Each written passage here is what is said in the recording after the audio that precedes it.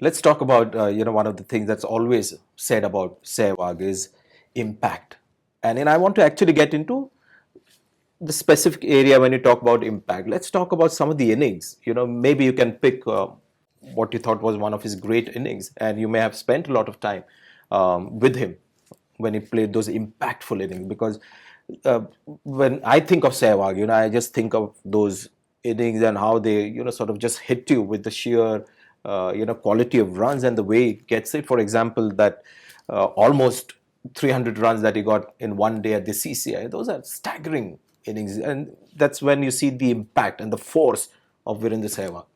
When he's going and when he's playing well, it's impossible to control and manage, to contain a batsman like him, because he plays all around the wicket. He's got the mindset to attack all the time. There's a sense of fearlessness about him, and he can sort of destroy a bowling attack. And he's he's a destructive batsman, and he can be incredibly disruptive as well. I've seen bowling attacks and captains sort of Lose the plot. yeah, lose the plot completely. You just don't know what to do next. And that will help you as a batsman at the other end. It makes a huge difference. When someone like that goes out and gives you a start like that, if you're batting at 3 or 4 or 5, it's brilliant, because you know that the opposition's already in the back foot.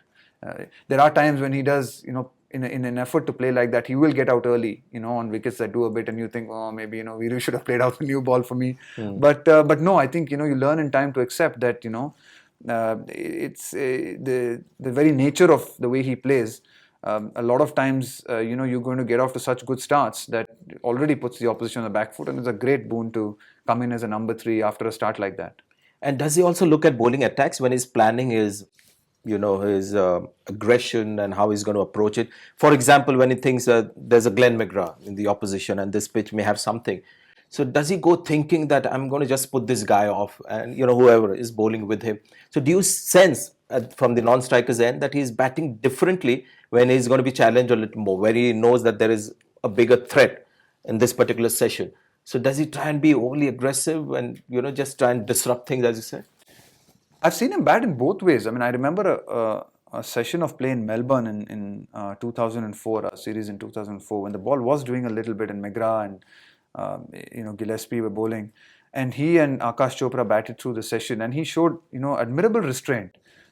He sort of took his time, settled in, and then after lunch, completely dominated. There have been other times where I've seen him go out and go at the bowling from ball 1 on difficult wickets. So it's almost hard to predict which Viru is going to turn up. But do you think that again there's some kind of calculation that he's made, or sometimes he just goes there and bats the way he feels like?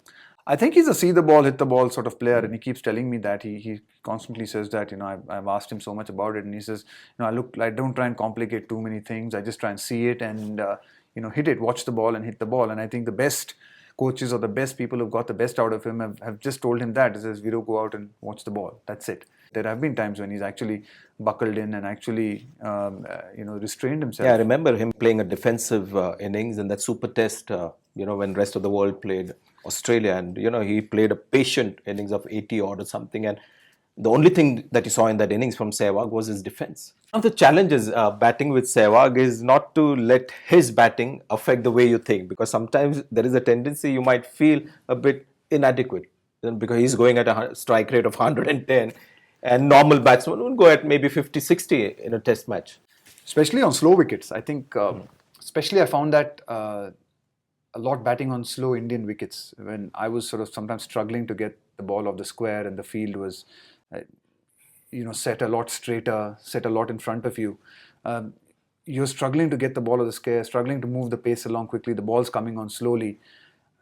You're batting at the other end with a guy who's making a mockery of the conditions. He's just finding ways to hit gaps. He's able to hit over the top. He's able to generate a pace of the ball that other guys in the team are struggling to do. I think it had a lot to do with his ability to cock his wrist and bring the bat down in a straight plane. He was able to sort of maneuver the ball into gaps.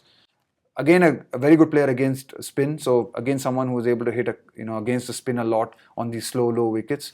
But definitely, sometimes when you're batting against Viru, it was, you're wondering whether you're the same match going on. And there have been a lot of games like this. There was 100 in against Australia at Madras. I think when he got 150, when everyone else in the team really struggled, not only in terms of runs, that's one thing and that can happen, but also just in terms of the pace of scoring.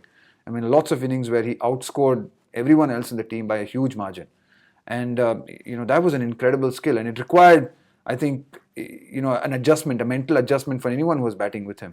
You just had to realize that you couldn't copy Viru. You had to bat in your own rhythm, your own tempo, and at best try and give him the strike. I mean, the only thing I was thinking of in that time was, how do I turn the strike back to this guy? Because, if he batted for 2 hours or 3 hours like that, he's probably going to destroy them and, give you more opportunities. And would he talk cricket with you in between overs, or was it something else? Not a lot of cricket with Viru. I think it's different with different people. I'm personally not someone who was a big chatter in the middle, and so we'd come together and maybe just have a, keep going, all the best, or a little bit of tactical discussion. But no, not really. I think he sort of relied on, he liked to hum tunes and he liked to sort of whistle tunes, and he believed that calmed him down. I asked him a few times, why do you whistle Hindi music, sort of Hindi songs, old Hindi song tunes?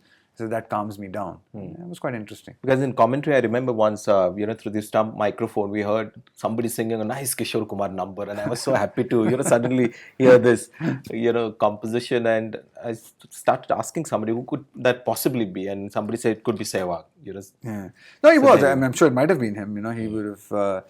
He liked to do that. He liked to talk to people. He liked to talk to the opposition, and he would always talk to umpires. I mean, he's always having a conversation with the umpire at the non-striker's end.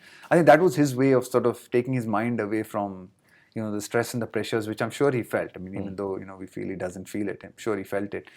But that was his sort of way of coping with it.